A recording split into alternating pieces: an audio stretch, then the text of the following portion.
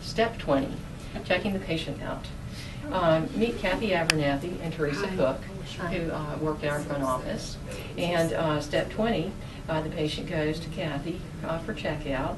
And Kathy, can you explain to us what you'll do in this? Well, the patient comes up, the doctor will bring the chart around, and we will check the encounter form and look through the chart real quick and see that the insurance and everything is updated. We check to see what the correct amount that we need to collect for copay is, and we just make sure that it's collected correctly, and we check on the encounter form for any balance due, previous balance due. Okay. And now we're to step 22, and Teresa, that brings you into the equation.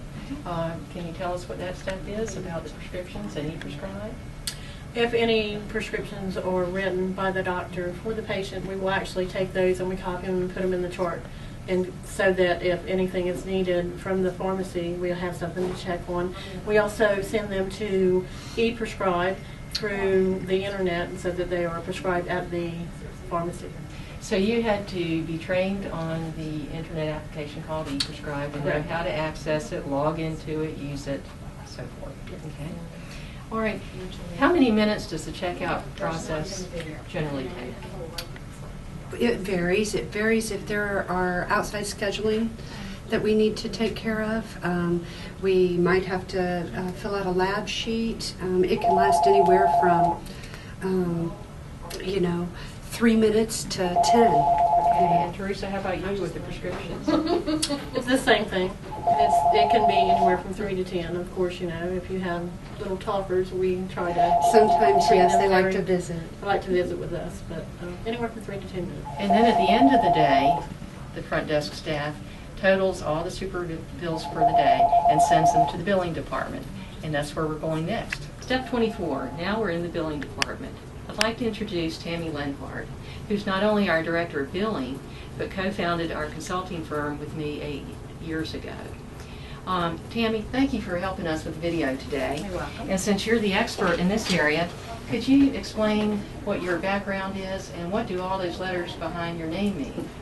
Well, I'm a certified professional coder, a certified coding professional, and a certified medical reimbursement specialist. And these are all certifications that I've taken through examination.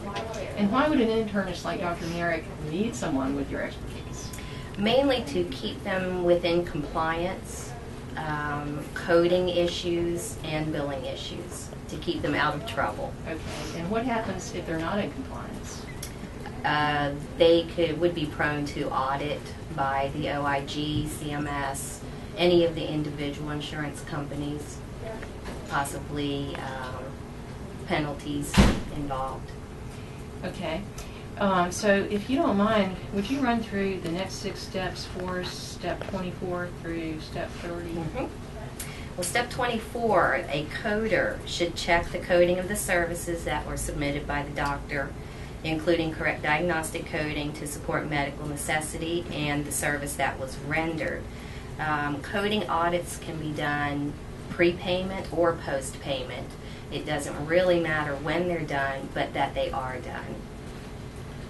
Number 25, the charges are then posted in the practice management software or the billing software. Again, they need to be posted correctly with correct coding. Therefore, it's more advantageous to perform pre-payment audits. Number 26, after the charges are posted, they would go to the billing process where a biller would review them for accuracy, compliance with Medicare guidelines or other carrier guidelines, and make sure that all information is complete and valid. What happens if there's one mistake? One simple mistake can foul up your whole billing process. Missing information or invalid information could technically kick a claim out from the billing process. And prevent the insurance from paying. Right. Right. Number 27, when the biller files the claims, they go to the insurance company.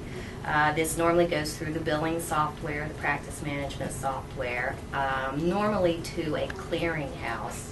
And the clearinghouse then does a set of their own edits to make sure that the claims are correct and valid information is there. And then they are forwarded to the insurance carriers for processing. This sounds like a pretty complicated It can be. situation. It can be. What happens in step 28? The clearinghouse will, like I said, do their own set of edits. Some of them use claim scrubbers or coding scrubbers, they're called, to check for valid coding, to make sure that there's not pieces of missing information. And if all of those edits pass, the clearinghouse forwards the claim to the carrier. Okay. And now we're to step 29.